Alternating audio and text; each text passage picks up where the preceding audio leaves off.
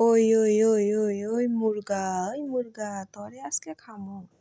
এই যে কাইটটা নিছি, এইবার পিঁয়াজ আলু দিয়া লাল লাল ঝোল আজকে খামোই খামো।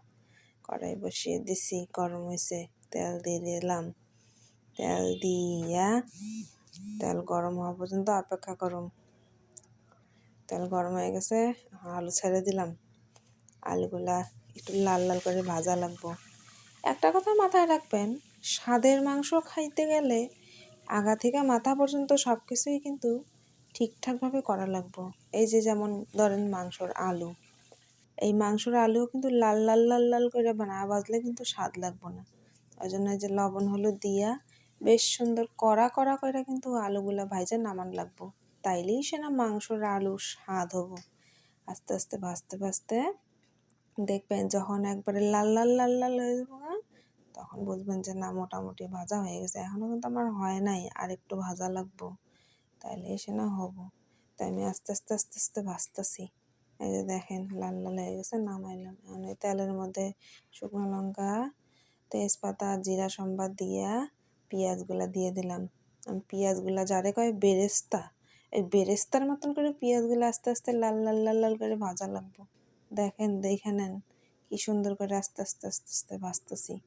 সুন্দর করে আস্তে আস্তে আস্তে আস্তে বেশ সুন্দর লাল লাল লাল লাল করে ভাজা লাগবো। ভাজা ভাজা ভাজা ভাজা যখন হয়ে যাবো তখন এর মধ্যে মশলা দিব। কি কি মশলা কন তো?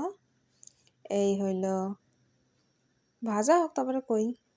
এই যে লাল লাল লাল লাল করে ভাজতেছি, এই যে প্রায় আমার লাল লাল লাল লাল করে ভাজা হয়ে গেছে। এর মধ্যে এখন আমি আস্তে আস্তে মশলা দিব। কি কি মশলা কন তো? এই আদা জিরা পেঁয়াজ লঙ্কা রসুন সব কিছু দিয়ে একসঙ্গে বাইটা এই মশলাটা এখন তেলের মধ্যে দিয়ে দিলাম। দিয়ে এখন ভালো করে কষানো লাগবো। এর মধ্যে ভালো করে না কষালে কিন্তু আবার স্বাদ লাগবো না। এই যে তার মধ্যে হলুদ একটু লবণ সব কিছু দিয়া বেশ সুন্দর করে কষানো লাগবো কিন্তু। এই যে আস্তে আস্তে আস্তে আস্তে আমি কষাইতেছি। দেখছেন কি সুন্দর রঙটা আসলো, একদম চকচকা রং। দেখবেন মশলার থেকে যখন তেল ছাড়বো তখন বুঝবেন যে না মশলাটা কষানি কষানি প্রায় হয়ে যেতেছে।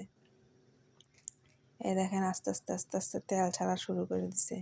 এখন আমি আস্তে আস্তে মশলার মধ্যে এই মুরগার মাংসটা ছেড়ে দেব।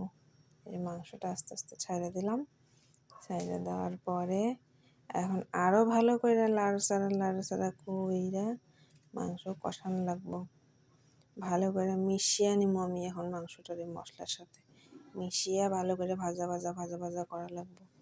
আস্তে আস্তে আস্তে আস্তে জাল দিয়া ভালো করে কষানো লাগবো। একটা কথা মাথায় রাখেন, উনানে রানলে কিন্তু খালি ধাউ ধাউ করে জল দিলেই কিন্তু খালি হবো না। তা আমি এখন একটু ঢাইকে দিলাম মাংসটা, ঢাইকে দিছিলাম। আদা সিদ্ধ হয়েছে, এখন উঠিয়ে নিলাম। ও বাবা ভালোই তো জল ছাড়ছে মাংসর থেকে। এই যে একটু লাড়াচাড়া করে দিই। আস্তে আস্তে আস্তে আস্তে হোক, তাই না? অত তো তাড়াহুড়োর কোনো ব্যাপার নেই। এই আস্তে আস্তে কষাইতে থাকি, দেখেন কত জল ছাড়ছে। ভালো করে কষানো লাগবো। এখন মোটামুটি আদা সিদ্ধ হয়েছে, কষাতে কষাতে আর একটু সিদ্ধ করে নিব। তে ভালো করে কষাইতে এসি আরও ভালো করে কষাইতে এসি দেখেন লাগা লাগা হয়ে যেতেছে কড়াইয়ের মধ্যে যখন, তখন বুঝবেন যে না মোটামুটি আমার মাংসটা কষানি প্রায় শেষের দিকে।